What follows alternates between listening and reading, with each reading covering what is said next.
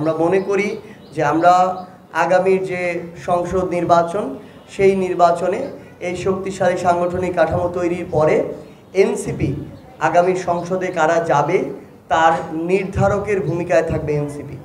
এবং আমরা আমাদের জায়গা থেকে বিশ্বাস করি যে এই জয়পুরহাট থেকে শুরু করে এই জয়পুরহাটের পথে প্রান্তরে এবং উন্নয়নের ক্ষেত্রে অনেকটা অবহেলার শিকার এবং পিছিয়ে থাকা জেলা আমাদের এই জয়পুরহাট, আমাদের এনসিপির যারা নেতৃবৃন্দ আছেন, শুভাকাঙ্ক্ষী আছেন, তাদের মাধ্যমে এই দাবিগুলো উঠে আসবে এবং বাস্তবায়নের মুখ দেখবে।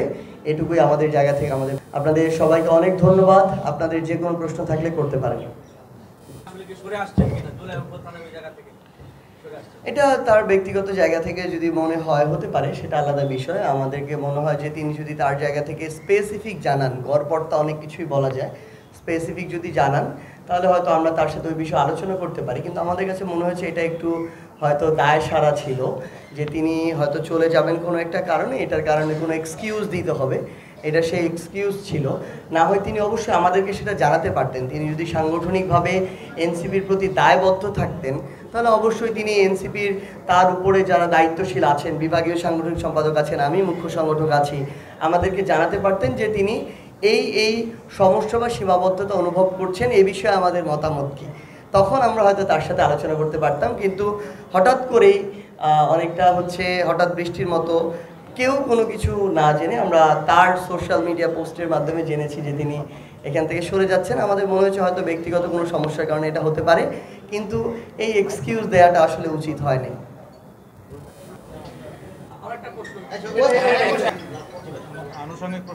এনসিপি তাদের জায়গা থেকে আগামীর বাংলাদেশে জনগণের স্বার্থকে সবার আগে প্রাধান্য দিয়ে পলিটিক্স করবে। আমরা বিশ্বাস করি আমরা যদি জনগণের স্বার্থকে প্রাধান্য দিতে পারি তাহলে দেশের স্বার্থকে প্রাধান্য দেওয়া হয়। আপনারা এই জুলাই সনদেও তার প্রতিফলন দেখতে পেয়েছেন।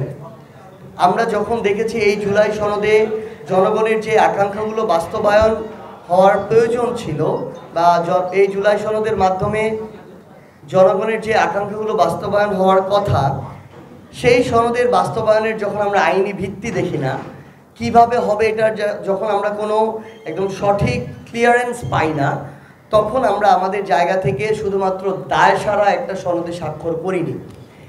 যখন আমরা আমাদের জায়গা থেকে কিন্তু দলীয়ভাবে কিছু চাই নাই। যেই বিষয়গুলোতে তারাই ঐক্যমত্য হয়েছে, যেই বিষয়গুলো তারাই জুলাই সনদে রেখেছে, সেই বিষয়গুলোরই আমরা বাস্তবায়নের রোড ম্যাপটা চাই, নিশ্চয়তা চাই। সেটা যখন আমরা দেখিনি, আমরা শুধুমাত্র নির্বাচনে যাব, কয়েকটা আসন পাবো, এটাকে সামনে রেখে আমরা